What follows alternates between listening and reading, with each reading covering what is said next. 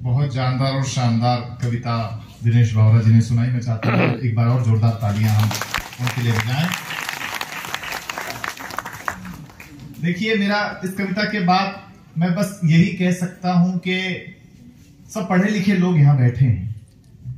पढ़ा लिखा होना अच्छी बात है, मगर एक बात हम आपको बताएं, असली शिक्षा वही है जो अनपढ़ों का भी सम्मान करना सिखाए। क्योंकि हम अनपढ़ थे, प्रताप जी सुनिएगा, क्योंकि जब हम अनपढ़ थे तो हम गांव में रहते थे, हम पढ़े लिखे हो गए तो तनाव में रहते हैं। हम अनपढ़ थे तो अंधेरे में रहते थे, बिजली नहीं होती थी उस समय। हम अनपढ़ थे तो अंधेरे में रहते थे, हम पढ़े लिखे हो गए तो लोगों को अंधेरे में रखने लग गए। हम अनपढ़ थे तो रिश्तों का कोई हिसाब किताब नहीं था। महसूस करिएगा कि हम अनपढ़ थे तो रिश्तों का कोई हिसाब किताब नहीं था। हम पढ़े लिखे हो गए तो हिसाब किताब देख करके रिश्ते बनाते हैं। हम अनपढ़ थे तो केवल रिश्तेदार होते थे। अगली पंक्ति अगर आपने समझ में आपको आ गई तो आपकी तालियां आप रोक नहीं पाएंगे। दावा करता हूं कि हम अनपढ़ थे तो केवल रिश्तेदार होते थे, हम पढ़े लिखे हो गए तो रिश्तेदार भी दूर के हो गए।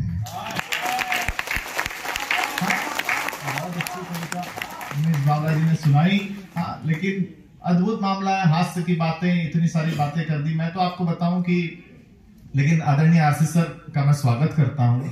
और जैसा बताया गया कि जब बरेचा सर ने हमें कोलकाता में बुलाया था तो सर ने कहा कि दुलिया जान आना है। अब चूंकि माइक पे बात कही गई थी तो हमें इतना विश्वास नहीं था, लेकिन एक हफ्ते बाद ही मुझे फिर से बरेचा सर का फोन आया, आपके यहाँ के ऑफिस से फोन आया।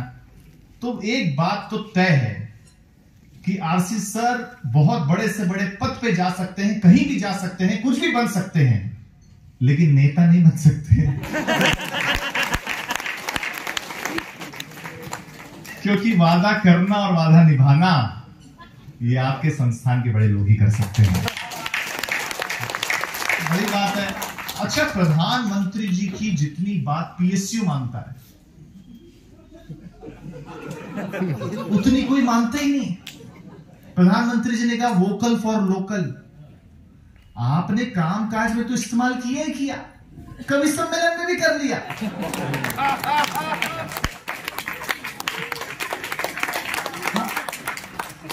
लेकिन ये करते रहिए, लेकिन हिंदी के कवियों के लिए भी जगह रखते रहिएगा। पर लेकिन अद्भुत मामला है, बहुत अच्छा आरसी सर का हम स्वागत करते हैं। देखिए, मैं तो आपको बताऊं कि मेरा सिलेक्शन भी ऑयल इंडिया में हो गया था। लास्ट राउंड में रिजेक्ट हो गया मैं। सर लास्ट राउंड में, सच्ची बता रहा हूं, लास्ट राउंड में रिजेक्ट हो गया क्योंकि एचआर ने मुझसे कहा कि देखो रोहित जी, अगर आप सिलेक्ट हो गए तो हमारी कंपनी की तरफ से आपको एक क्वार्टर दिया जाएगा।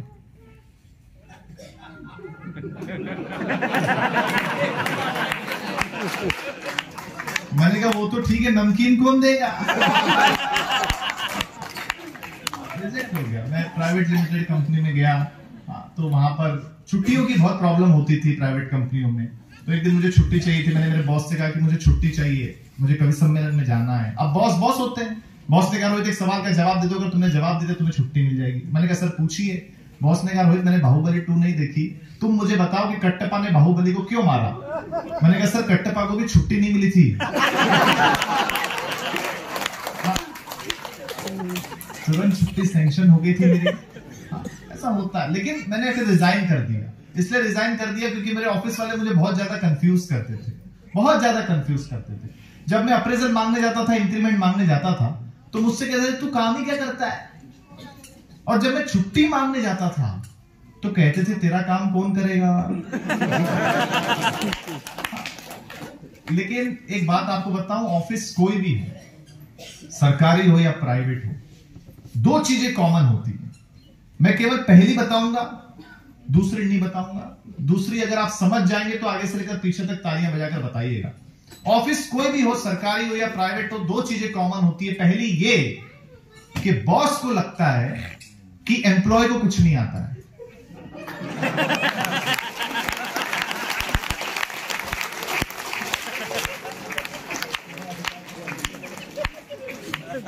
दूसरी बोलने का रिस्क लूंगा नहीं मैं, क्योंकि पेमेंट हुआ नहीं है अभी। कोई टेंशन की बात ही नहीं है मतलब। लेकिन हर कार्यालय में ना कोई एक ऐसा शख्स जरूर होता है, आप क्या है नहीं मुझे नहीं पता, लेकिन अधिकांश कार्यालयों में होता है कि जो ऑफिस टाइम के बाद भी ऑफिस में बैठा रहता है और काम करता रहता है। अब होता क्या है कि बॉस को लगता है कि सबसे ईमानदार आदमी यही है, लेकिन अक्सर ऐसा होता नहीं है। ऑब्जर्वेशन सुनना और बताना, जो बहुत देर तक ऑफिस में बैठता है उसके केवल दो कारण हैं, या तो बीवी से तंग है या फिर ऑफिस में किसी के संग है।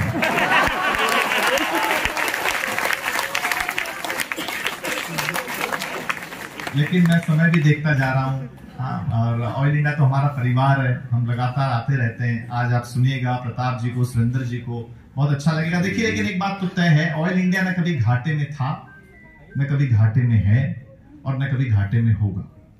वो इसलिए कि जब इस कार्यक्रम की रूपरेखा बन रही थी तो आदरणीय, पहले तो परिचय सर ने फोन किया, फिर यहाँ पर दिगांतर सर ने बहुत मेहनत की, इनके लिए भी एक बार जोरदार तालियां बजाइए। बहुत मेहनत इन्होंने अकेले में की। तो इनका फोन आया, बोले रोहित जी जो ना 2 प्रोग्राम हम करेंगे तो बजट एकदम कम से कम करके भेजिएगा। हमने भी सोचा ट्रेवल बच जाएगा, एक ही जगह है, घूम भी लेंगे, तो हमने एकदम मिनिमम बजट भेजा सर। फिर दिगांतर सर का वापस फोन आया, बोले प्रोग्राम तो सैंक्शन हो गया, अमाउंट जितना आपने मिनिमम भेजा था डिवाइड बाय 2, प्रोग्राम एक ही कर रहे हैं। मतलब मिनिमम इनपुट से मैक्सिमम आउटपुट ऑयल इंडिया निकालता है, इसलिए आप फायदे में हैं। आप कभी घाटे में रह नहीं सकते। लेकिन आइए, मैं तो बहुत देर तक मैं तो बेसिकली बहुत कॉन्फिडेंस वाला पोएट हूं सर। आज तो फिर भी आप बहुत लोग हैं, पिछले प्रोग्राम में केवल एक श्रोता बैठा था सामने, मैंने 2.5 घंटे सुनाया। फिर उतर के मैं उसके पास गया, मैंने कहा नमस्ते भाई साहब, लगता है मेरे बहुत बड़े फैन है। वो बोला फैन है कुछ नहीं, मैं तो माइक वाला हूं। तू खत्म करे तो मैं लेके चलूं। तो आइए, मैं अब 2 कवि शेष हैं और दोनों विशेष हैं।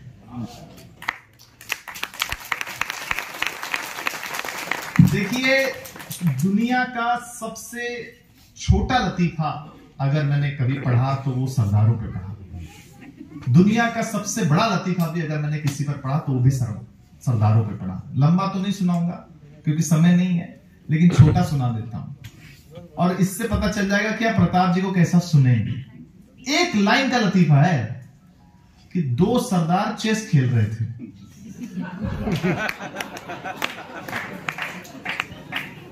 इतना क्या डर रहे हो? प्रताप जी थोड़ी ना आके तालियां बजा सकते हो, कोई टेंशन की बात नहीं। लेकिन देखिए राजनीति